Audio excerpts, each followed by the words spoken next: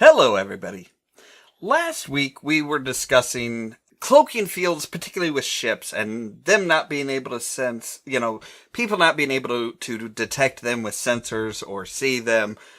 And that means they shouldn't be able to see or detect any other ships with their sensors. But it gets a little quirky with the science and with the cone effect and stuff like that. And so today we're going to kind of take that little, I suppose you'd call it misexecution of the rules of things, and we're going to expand on that. So here we go this time with Misexecuted Ideas. I'm Ollamh. I'm Outlander. Welcome to the Nerdening. So don't tell me how to act or how it should be. All we wanted is to be free. We don't wanna be like you. You see, we just act a little crazy, and we're following our heartbeats. We don't wanna be like you. Okay, so I originally came up with this idea, actually after watching an episode of The Fairly Odd Parents. So, in the show, they have, there's, this kid has godparents, fairy godparents that grant him his wishes, and they always grant the exact wording of the wish. Now, in one particular episode, he wishes that he didn't need sleep. In fact, he wishes nobody needed sleep. And over the course of the episode, everybody starts getting cranky, everybody starts getting moody, everybody starts getting sleep deprived. Except for that wasn't what the wish was. It was that nobody needed sleep. So, by that wording, nobody should have been sleep deprived. Yeah. Like everyone should have just been fine, going as they did day to day. Nobody's getting tired, nobody's getting cranky, nobody's, everything's just fine. They don't need the sleep. Yeah, we don't need our REM cycles and everything. We're just fine without it. So, and I think that really kind of explains what we're looking at, because they set up, basically it's kind of, they set up the rules, and then they just kind of break them for the purpose of storytelling and teaching a lesson. Yeah, they break their own rules for purpose of plot. And I have no problem with the lesson in it that, yes, people need sleep. People need sleep in order to in order to not be cranky, in order to not be just really, really irritated. I wish I had a copy of that children's book, Go to Sleep. Because that was the lesson they were trying to teach with that. And it's one of those things where it's like they take their idea and they take the concept, and then they kind of step to the side and say, well, it's actually a really, really well-worded wish. It really is. But they kind of say, well, if the wish is actually done properly, it's not going to, okay, nobody needs sleep. No. There's actually two examples of that very thing being done well. One in the Twilight Zone movie, I can't remember what 80s year it came out in, but it had John Lithgow doing the William Shatner plane scene with the gremlin on the wing. Mm-hmm. And then there was the kid who had whatever powers, and he made cartoon characters come to life. In that story, he doesn't wish for sleep necessarily, but he wishes for everybody to be there for him all the time, kind of thing. Yeah. And so, of course, they're sleep deprived. But then there was an episode of The X-Files, too, that there was a military experiment for Vietnam soldiers where they affected their brain in some way that they would not sleep. And they still needed the sleep. And they start, killing themselves and each other and trying to track down the people who did it to them, too. So now, because I am a really, really old school nerd, you mentioning John Lithgow's, reprising the story that William Shatner was in. Did you ever see Third Rock from the Sun? I didn't watch enough of it. Didn't grow up with cable, really. And then by the time Third Rock was popular, I was working too much. The big giant head, the leader of the aliens, comes to Earth. And it's William Shatner. They pick him up at the airport. And he comes down there, he says, and he looks and he says, I had a great flight, except for there was something on the wing. And John Lithgow looks at him and says, same thing happened to me. That's great. That is great. Yeah, it was just, and it's one of those things that it went over the head of so many people, though. It's just like, oh come on. Really? Oh, man. But there's a lot of instances where they kind of set up the rules and they kind of break them. Well, like we were talking earlier about the movie Predators. Right. Yeah. I really like the Aliens Predator universe. I feel like I bring it up every other episode because I really like it. But how their cloaking devices work, and we even mentioned it a little bit last episode. Yeah. But you were talking about how smoke effects would work with the cloaking.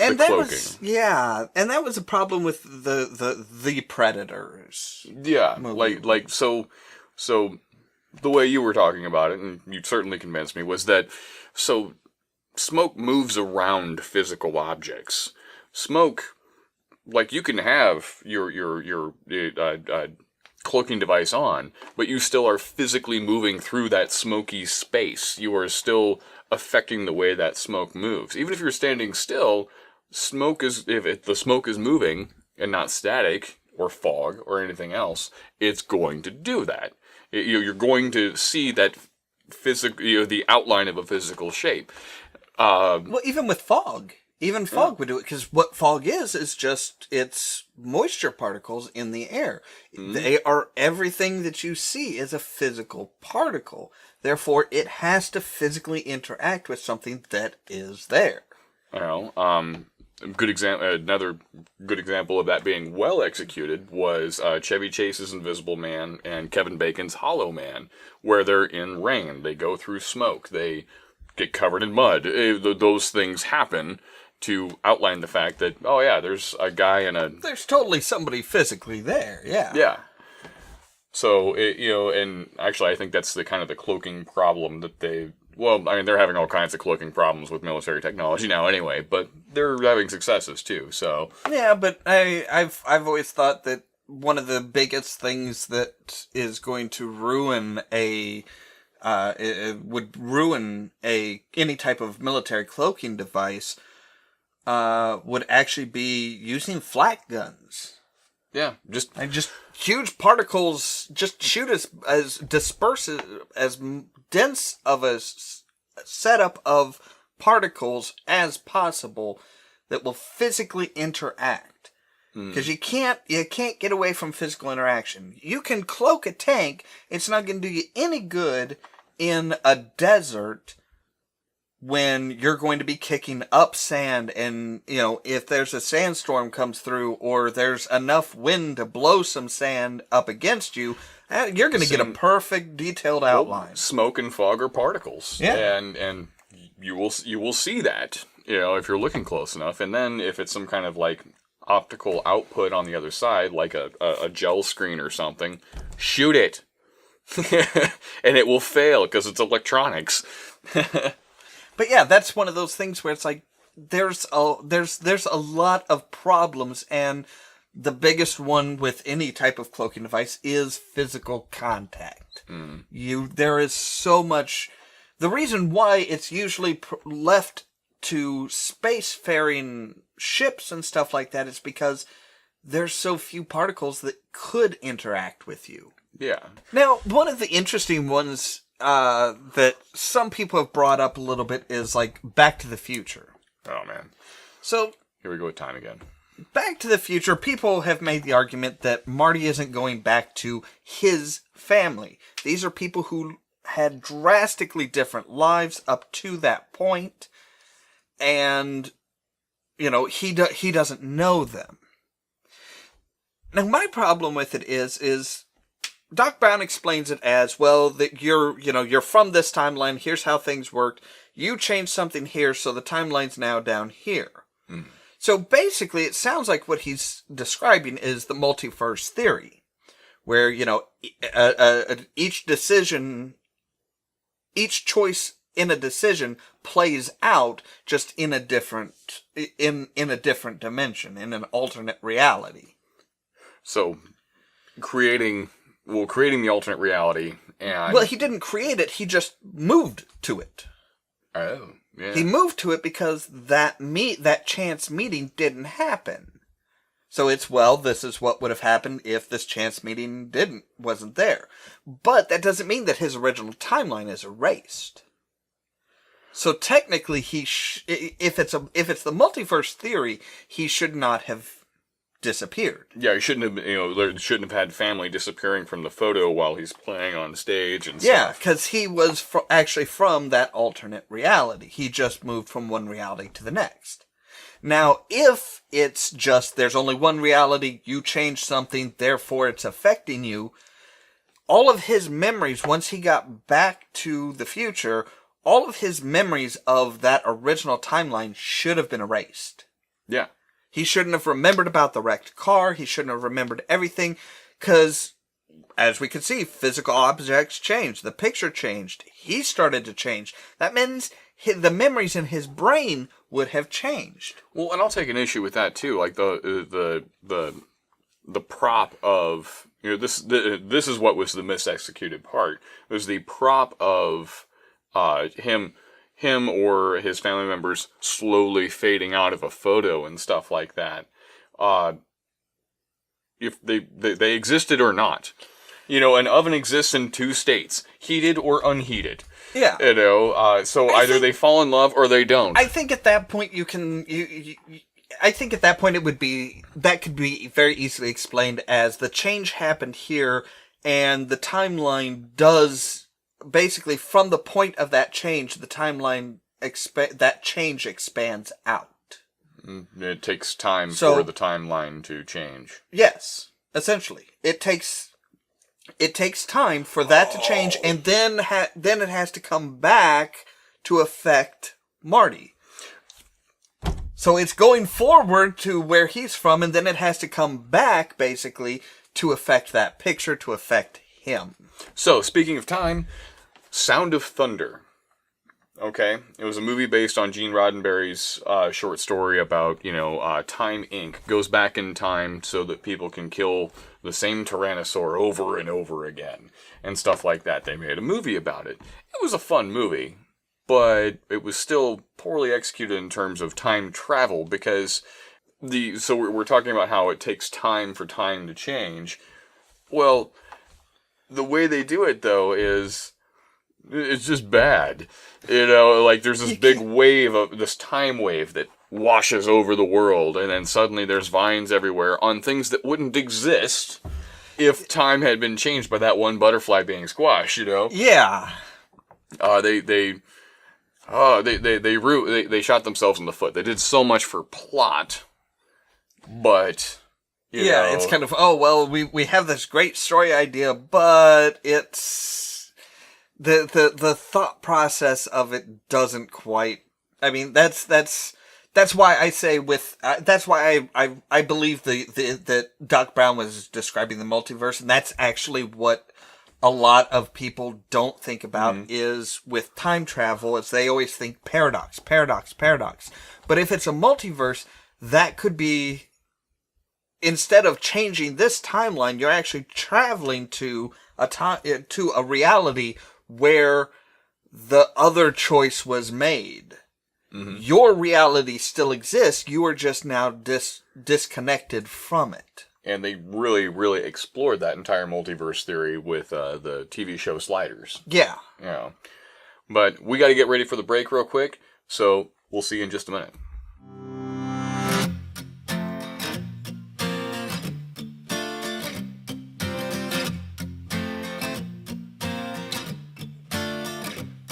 So yeah, the Sliders idea is really interesting because that is one of those things that they really explore that they kind of explore the multiverse idea. You know, what if this was different? What if that was there? But wow, they come across. I mean, you have to understand that if they're, you know, they're really good at picking the drastically different stuff. Yeah. Because I mean, in all reality, I wondered about that watching it when I was a kid, you know? in all reality, they would go into, okay, well, let's go one decision over. Okay, everything's the exact same except for you wore a short sleeve t-shirt today. That's the only difference. That's a decision. That is a decision that splits off and creates an alternate reality. Well, and what I loved, that was the first show to introduce me, well, my first introduction to the whole idea of multiverse theory and that. And then I immediately thought, okay, they're trying to get home, right? They're trying, they did this experiment, they jumped into a wormhole, and now they're trying to get home. Or trying to find a multiverse, and to do this later in the series, is like, oh, well, let's just find one that looks like home. You know, but somehow they keep landing on these dramatic differences. Yeah, it's like it should have been super easy. Yeah, it should have been millions of them. Well, I mean, when you think about the different decisions being made and the different ways, the butterfly effects and all that, it's still a pretty broad universe, multiverse that they're choosing from, but there should still have been not just one, but an infinite number of homes that would have been fine, only mom had brown hair instead of blonde.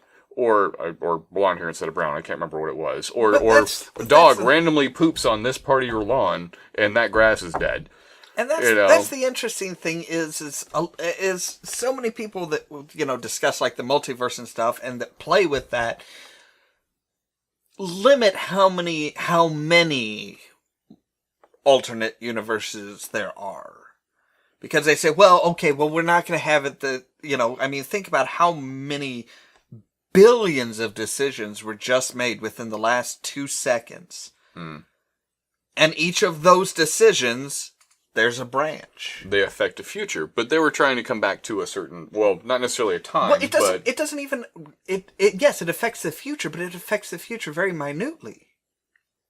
Yeah, it's all baby steps every single time. You can't say, well, there's multiverse. There's multiverses. There are multiple realities, but only for the big decisions. Because if it exists, it has to exist for every decision. Yeah, it's a weird double standard for sake of plot. Yeah, but I mean, and I know people that aren't talking about, you know, fictional settings and stuff like that have that idea that, oh, well, yes, there's a multiverse, but there's only a select, you know, only for the major decisions. And it's like, no, if you have it, it has to be for every decision. Mm. Well, and so an example of just the singular verse dealing with the paradox would be with The Flash. Yeah. So, spoiler alert, if you haven't already watched it, at the end of the first season of Flash, and in all fairness, I haven't watched any more seasons because Netflix has taken forever, but they'll be up on the 4th, October 4th. If everything went the way it did at the end of the first season, then technically Barry Allen wouldn't have become the Flash when he became the Flash. But he wouldn't have had the same motivation to become the forensics investigator and stuff like that. His father wouldn't be in jail. He wouldn't have been raised by a different man. But he didn't. At the end of the first season, he goes back and he's in the doorway, and the other future version of him stops and shakes his head. Remember? He did not save his mom. He let the Reverse Flash stab her, and he talked to her. Yes. And then he ran back. I remember now. But they do explore a certain idea as far as time travel, and there's remnants. That was his hero sacrifice. Yeah, but they do explore the idea of there's remnants of a person. When a person travels from point A in the future to point B, there is that version that traveled is a remnant of the old timeline, and they can exist for a certain amount of time. So it's not just a boom, they're dead. Yeah, it's basically for the period between those 2 points, that person can be a remnant. That remnant can still exist. Takes time for time to catch up to itself. No, basically it's, okay, you span 20 years, therefore, but things change so that in 20 years' time, you're not going to be that person. Between those 2 points, that remnant exists, but it can't exist past. Should we call that the Marty Those McFly effect? I don't know, because Or they don't quite relate. Not really, because then Marty McFly would have continued to exist from the point where he got back, from the point in the 50s to the point in the 80s. And then at the point in the 80s, he would have ceased to exist. Okay, when he catches up to himself. Yeah, when he catches up to the point where he went back, that would be the end of his, essentially of his lifespan, I guess. Okay. We're totally getting off topic, but that's what we do. We're just having a conversation here. But this is one of those interesting things that, well, I as you can probably tell with the Ollamh Productions logo and stuff like that, and if you've watched some of my other stuff, I'm a huge Doctor Who fan. I'm big into the nerd stuff. I get into I don't know how big I am into it, but I get into the politics to kind of get me away from the nerd stuff, I guess. I nerd about politics. I don't know. But it's nice to be able to sit down and have these conversations with you guys. Yeah. It's nice to be able to do this. We have these conversations just about every time we're together. Every time we hang out, we have these conversations. We just decided, hey, you know what? Let's do a show. Why not? It seems to be working. It's an excuse for us to hang out every week. Yeah. So where are we going from here? Actually, you had an interesting one as far as the aliens and kind of their they have highly acidic blood. In this one, I have to completely credit the guy who does Because Science on the Nerdist on YouTube. He did a How Acidic is the alien's blood. And it's insanely acidic if it's even remotely as acidic as they say it is, for it to burn through like 3 decks and stuff. And maybe we should put a link in the description below for that video and everything, because I don't want to steal his thunder on that. He's the actual scientist here. But I love his videos and I recommend them. But he basically points out that the kind of acid, the highest acid that we have, would basically, it explodes in water. So there's a scene in Alien Resurrection where they're shooting aliens that are swimming after them underwater. If they shot them, they should have exploded. And then when those exploded parts were exposed to the water, they would have exploded again. And when those parts were exposed to the water, they would have exploded again. And it would have just blown a giant hole out the side of the ship in space. Well, now, to be fair, they shouldn't have been, if you want to go that far, they shouldn't have been able to shoot the alien. Oh yeah, because they were also underwater, and bullets stop after such a short distance. Yep. Even in a another pool. another frequently misexecuted idea, because that's just not how things work. Yeah, that's You'd have better luck with an arrow. Yeah, I don't remember what the Mythbusters, how deep it was, but they were in just like a pool and firing a .50 caliber round into the pool to pop, to hit their body. They're made a body. friend of mine did it for me once. Nothing. He fired a .45 caliber gun right into a 5-gallon bucket full of water and pulled the shell out and mushroomed. So there's that. Yeah. Unless space guns are so much better with their bullets. But they're still bullets. That's the thing, is they're still physical objects that are going to hit that resistance. Mm. Now, going on this type of a topic, let's go on to back to Star Wars. Oh, Star Wars. So Star Wars in the extended universe, introduced cloaking devices, and they actually did it right. They said, no, nobody can see in, but you can't see out. Okay. So you're just in hiding. But Floating in space. they have a problem with asteroid belts. I don't know why so many people have problems with asteroid belts. Maybe because they saw the first movie or the second movie and they're like, hey. Everybody has a huge problem with asteroid belts. Oh, you're just not, you're there. It's next to impossible to navigate an asteroid belt. Except for the fact that you have such a huge amount of space in between each asteroid. Shit, we have an asteroid belt in our solar system. And our probes were able to pass through it just from Earth with just fine. Without being right there and seeing, well, where are all the asteroids? No, we can fire a probe through the asteroid belt, and it doesn't get hit. And they were worried. Let's be clear. They're like, well, we can't track everything, but there was a small navigation system they had on there that was like, oh, not necessarily a proximity thing, but they had a gravitational detector on the probe, and they're like, oh, gravity over here. Get away from the gravity, or it'll pull us in, kind of thing. And it's only 100 miles that way and 100 miles that way. Yeah, it's like, wow, you have 200 miles. It's like, okay, with the probes, yeah, they have to worry about being pulled in by the gravity of the asteroids. But with a starship, you're not worried about that because you have the propulsion to fly away from a planet. Well, you would have people in the cockpit going, "Oh, there's an asteroid." But it's 200 miles away. You're not going to be pulled in by the gravity of an asteroid if you just use the same boosters that you're using to fly to escape the gravity of a planet. Yeah. So your only concern is, am I going to hit something? Where's the nearest thing that might hit me? Oh, it's 100 miles that way. Okay. Big deal. Stay on course. Yeah.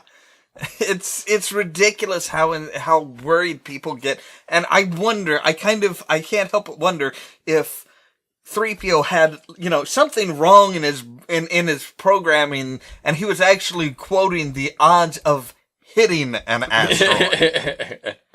Because, yeah, they should not have been worried. Even if it was the remains of Alderaan that they were dealing with, which actually they do when they come to try to find Leia. Yeah, and then they find the Death Star nearby. When they go to Alderaan, it's like, oh, well, we came out in an asteroid belt or something.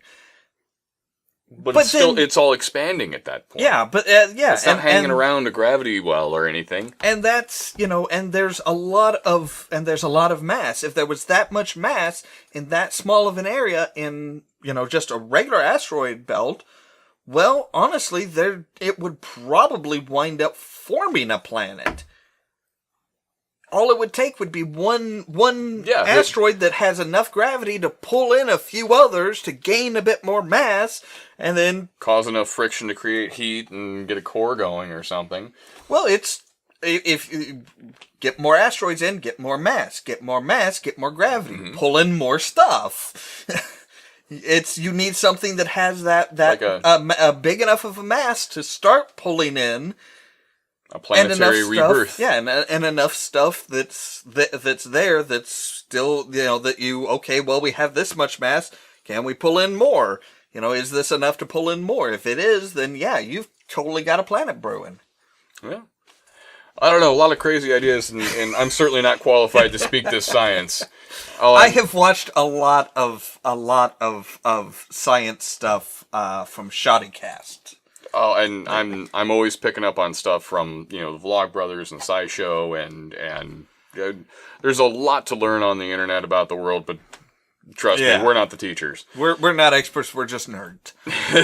So I didn't look at the calendar last week when we decided what we were going to do this week. If I had, we probably would have done a drastically different topic, like we're going to do next week, because it is October. So next week, I think we're going to take a look at costuming and cosplay. Ooh, that would be fun. Kind of the similarities, the differences, and a few tricks that motivations, and also a couple techniques as far as actually creating stuff for yourself. It's a lot of fun because it's a hobby. You get to make something. You get to act a character. You get to do the thing. One of the things I want to do next, one of the things that I want to do next week is show you guys how to make your basic like superhero mask out of just super thin foam and a heat gun. You're not going to go all Nightwing on me, are you? No. Aw, you'd be so cute. If you're not careful, I'm going to go Red Hood on your right ass. to the moon. No, I'm going to go Jason Todd on your ass. But that is all the time we have for this week. As always, thank you very much for watching. Keep your eye out for more from Ollamh Productions. And The American Machine. We'll see you next time. Cheerio. You should meet me and my friends. Even though we got no money, we're sure as hell funny. Everything's better with them. We're just like, ooh, ooh, ooh. We don't worry about tomorrow. We just This, ladies and gentlemen, what we wanna is an Atari 5200. I've never actually played one of these.